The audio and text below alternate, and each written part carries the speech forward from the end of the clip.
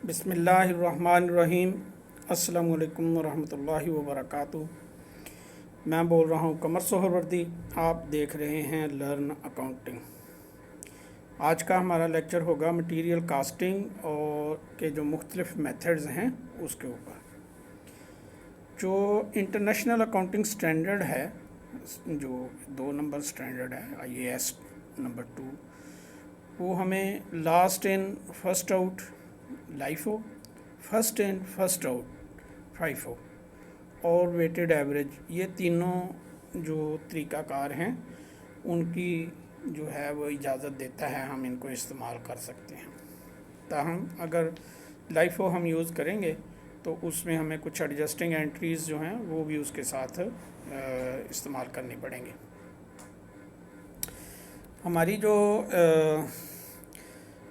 कह लें कि ये LIFO और FIFO हैं, ये दो तरीक़ाकार तो वेल नोन हैं।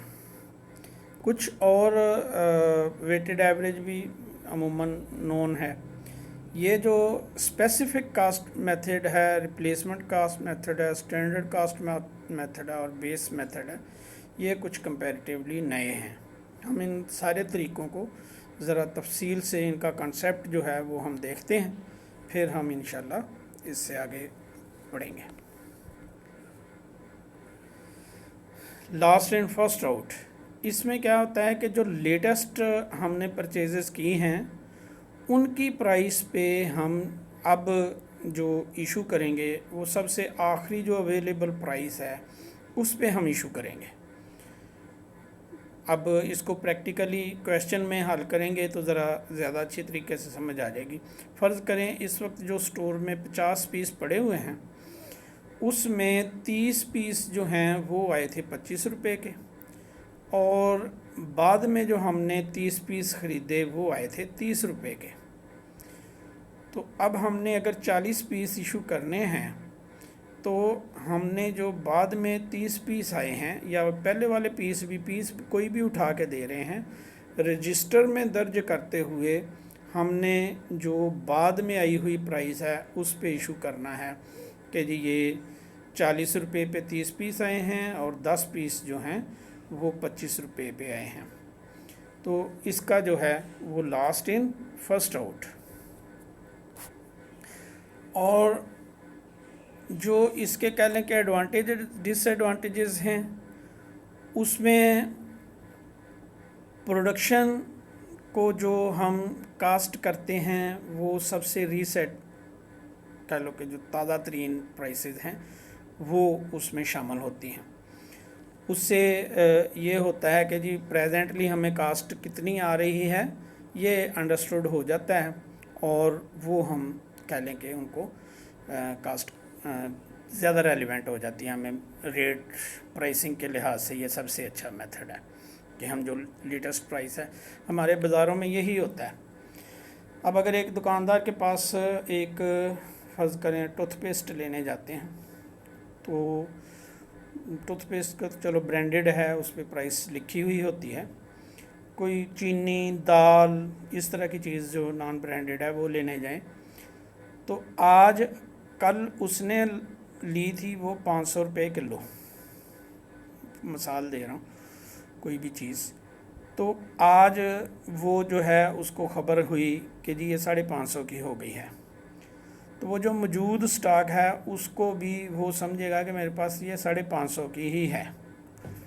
इसमें उसके साथ क्या हुआ कि अगर वो आपको वो 500 के हिसाब से दे तो आप तो प्रॉफिट के साथ उसको 550 देंगे।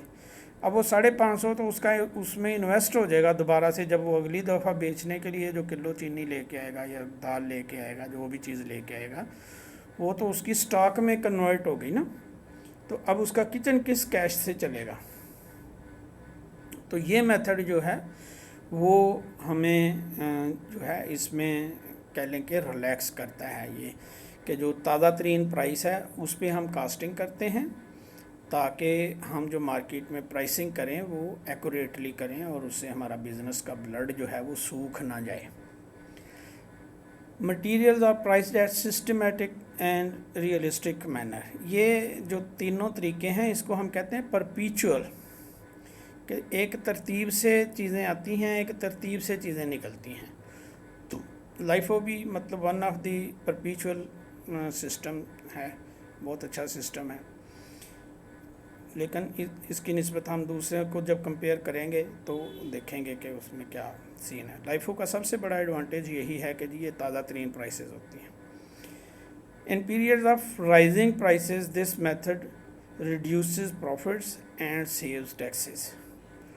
साफ ज़ाहिर है, जब महंगी चीज़ जो है वो पहले इस्तेमाल हो जाएगी तो हमारे स्टॉक में जो चीज़ें पड़ी हुई होंगी वो पुरानी प्राइस पे पड़ी हुई होंगी, स्टॉक कम शो हो रहे होंगे और हमारी कास्ट ज़्यादा शो हो रही होगी। एज आ रिज़ल्ट हमारे जो प्रॉफिट्स हैं वो कम होंगे।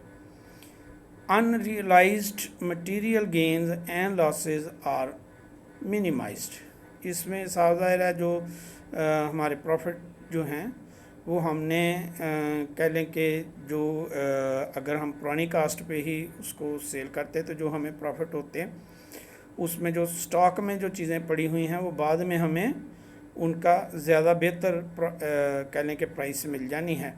उस बुनियाद पे हम कहते हैं कि जी ये हमारे जो अनरियलाइज्ड मटीरियल गेन्स हैं वो उसमें कम से कम होते हैं। Profits are stable in industries in which material prices are sharply fluctuated।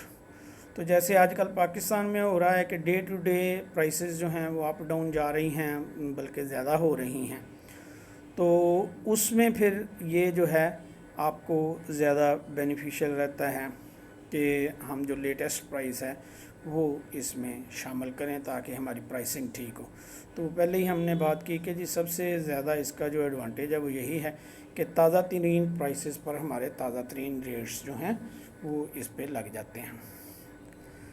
अच्छा, इसमें एक चीज़ जो है वो डिसएडवांटेजेस भी दिए हुए हैं कि value of closing stock and material में be quite different from actual, कि जो चूँकि अब जो क्लोजिंग स्टॉक हम शो कर रहे हैं वो है 100 रुपये का, लेकिन वो पुरानी प्राइस पर है, वो 4 महीने पहले की 3 महीने पहले की प्राइस है। जो लास्ट आई थी वो तो हमने आउट कर दी, वो तो हमने प्रॉफिट को चार्ज कर दी। तो इसका मतलब है अगर ताज़ा तरीन प्राइस पे होता तो क्लोजिंग स्टॉक 150 का होता और हमारा प्रॉफिट जो है वो 50 रुपये ज़्यादा होता। ठीक है, तो ये जो है हमारे स्टॉक्स जो हैं वो सही रिफ़्लेक्ट नहीं हो रहे होते। इसी तरह जो टैक्स वाले हैं वो भी इसकी इजाज़त नहीं देते। ठीक है जी, फिर वो कहते हैं कि ये एक जो है वो अनफेयर और मिसलीडिंग रिजल्ट्स जो है वो जब प्राइसेस ख़ास तौर पे चढ़ रही हों, ज़्यादा हो रही हों, तो उसमें ज़्यादा इसके जो रिज़ल्ट्स हैं वो बड़े गलत हो जाते हैं। एक्चुअली प्रॉफिट उतना होता नहीं है जितना नज़र आ रहा होता है, ज़्यादा प्रॉफिट होता है और स्टॉक्स जो हैं वो जो वैल्यू शो कर रहे होते हैं उस पर नहीं होते, ज़्यादा वैल्यू के होते हैं। इंटरनेशनल अकाउंटिंग स्टैंडर्ड में भी इसके लिए कुछ सर्टन जो है वो एडजस्टमेंट्स रिक्वायर्ड हैं। फिर कंपैरिजन अमंग सिमिलर जॉब वो मुश्किल हो जाती है। ठीक है, हम एक स्टैंडर्ड पे या एक चीज़ पे जब मुख्तलिफ कास्ट अप्लाई करते हैं तो वो मुख्तलिफ रिज़ल्ट्स जो हैं वो कुछ चीज़ें जो हैं वो प्रेजेंट कास्ट पे चल रही हैं, कुछ का जो है वो ओल्ड कास्ट पे चल रही हैं। It is difficult to know that the price to be charged in case of returns to the supplier or to store room। अब जब हमें प्रोडक्शन से वापस स्टोर रूम को कुछ आता है या हम वापस स्टोर रूम से आगे दे देते हैं तो उसमें भी जो ये कास्ट हैं वो डिफरेंट हो जाती हैं। अच्छा जी, ये तो आगे लाइफ ओके। अब इसके बाद जो हमारे पास दूसरा सिस्टम है वो है फाइफो का system.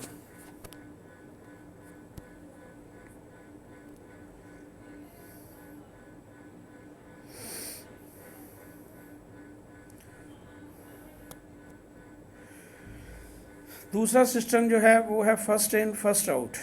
First in first out में ये होता है कि जी हम जो है जो चीज़ें हमें पहले आई हैं वो पहले निकलेंगी, जो बाद में आई हैं वो बाद में निकलेंगी। पहले आई है वो 20 रुपये पे आई है, बाद में आई है वो 25 रुपये में आई है। तो हम जो इशू करेंगे वो पहले 20 रुपये के हिसाब से इशू कर देंगे, अब जो बची पड़ी है वो 25 रुपये। अब इसमें आप देखें ऑटोमेटिकली जो स्टॉक पड़ा हुआ है वो एक्चुअल प्राइस पे है। जो पहले आई थी सस्ती वाली पहले आई थी वो पहले निकल गई, अगर महंगी आई होती पहले तो वो पहले महंगी निकल जाती। तो ये वो सिस्टम है जो मतलब ना तो टैक्स अथॉरिटीज़ को इसका इशू होता है, ना ही इसको जो है वो इंटरनेशनल अकाउंटिंग स्टैंडर्ड में बहुत ज़्यादा जो है वो कह लें कि इसके बारे में कोई रिजर्वेशंस होती हैं। Material used is recorded in the cost records in logical and systematic manner. तो ये एक लॉजिकल है, इसमें जो है कोई कह लें कि प्रॉब्लम नहीं होती। इसमें बहुत ज़्यादा कॉम्प्लिकेशन भी नहीं होती कि भाई जो पुरानी चीज़ आई हुई है उसको आप पहले पुरानी प्राइस पे करेंगे, जो नई आई है वो जो अब बचा हुआ है वो नई प्राइस पर है। ये इनकम टैक्स अथॉरिटीज़ को भी एक्सेप्टेबल है। अच्छा, ये भी होता है कि जो प्रोडक्शन में गया वो हमें पता है कि जी ये प्रोडक्शन हमें किस रेट में पड़ रही है, ठीक है। आगे प्राइसिंग फिर हमें मतलब जो नई प्राइसेस हैं उनको ज़हन में रख के हम कर लेते हैं, लेकिन हमें कास्ट की ज़्यादा एक्यूरेसी मिल जाती है। इसमें it represents more realistic value of stocks. No unrealised profit is there, it is more easy to operate and thus helpful in controlling materials। तो ये कंपैरेटिवली सादा सिस्टम है, बेहतर है, लाइफो की निस्बत ये कम कॉम्प्लिकेटेड है। अच्छा, अब ये सारे जो परपीचुअल सिस्टम्स हैं इनमें बहरहाल एक जो है ना महारत चाहिए टू रिकॉर्ड कीपिंग। जो हम प्राइसेस इशू कर रहे हैं वो तो है ही एक इशू, लेकिन जो बहुत मसला है इन सब सिस्टम्स में वो ये है कि purchase are made, it is difficult to maintain records.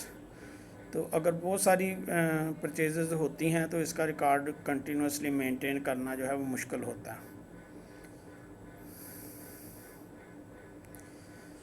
It is difficult to decide as to which price should be used in the case of returns।